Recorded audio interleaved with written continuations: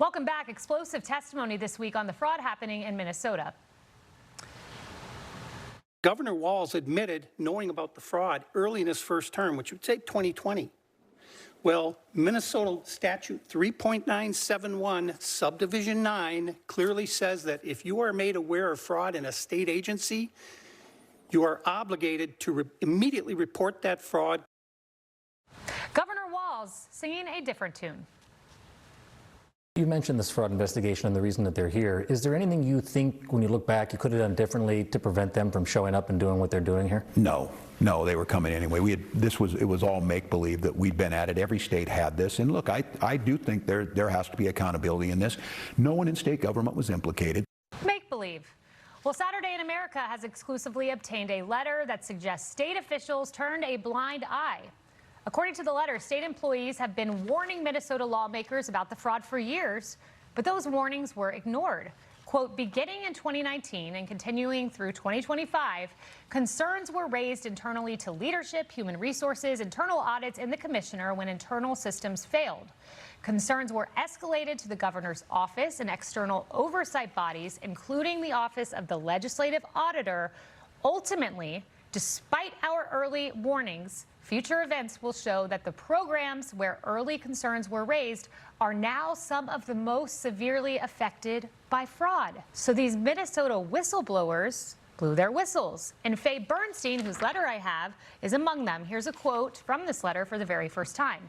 In January of 2019, I first noticed irregularities within the contracting process in DHS.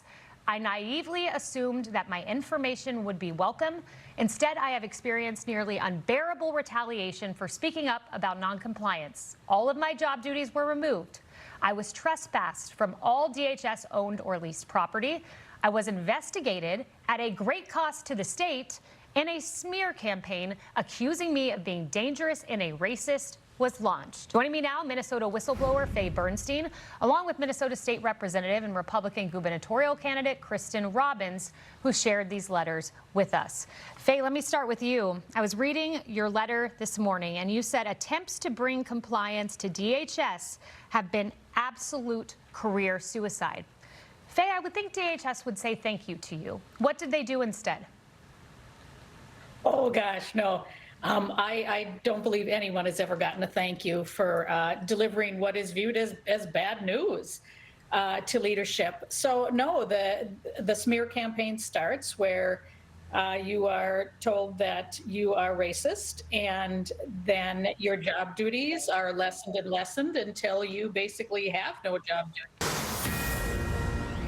This is a Fox News alert. Last week, we told you about Congresswoman Ayanna Pressley's soaring wealth. Well, she was asked about it this week in Congress. She was quick to run from the questions. How did you make all this income from the rental property? Sir, I submit a financial disclosure, just like everybody else. There's nothing to see here. Thank you. Is it appropriate for members to make so much money when they're in office? So our Saturday in America reporting led to that moment. It also led to, listen to this, Hakeem Jeffries even being asked about it. But enter now someone new, Congresswoman Rashida Tlaib. When the self-identified Democratic Socialist first joined Congress in 2019, she reported assets worth up to $310,000. But in her latest report, it shows she managed to double it. Well, in 2019, Tlaib only reported owning 4 funds. But by 2024, that number ballooned to 19, most of which are valued at up to $15,000, with some being worth up to $50,000. Now, you are looking at the full list now, and it includes Schwab IRA, BlackRock S&P, and the Dodge & Cox Stock Fund. Now, we know lawmakers across the aisle buy stocks. That is true. But what is particularly interesting is to see what this Democrat socialist does in private versus how she speaks in public. And with that, Fox Business anchor David Asman joins me now. David. Great to see you. Thank you. I want to start with Bernie Sanders, if you don't mind, because he's been a self-proclaimed socialist when it wasn't fashionable, going back 20 years. But he said in October, just to put things in perspective, he said, I don't really give a damn about money. If somebody in my family gets sick, I don't have to worry about that. I don't have to worry about putting food on the table or paying the mortgage for his 3 houses, we should mention. information. So that's what money has done. So the bottom line is, he says this is a socialist. He says he doesn't care about money, only the stuff you can buy with money.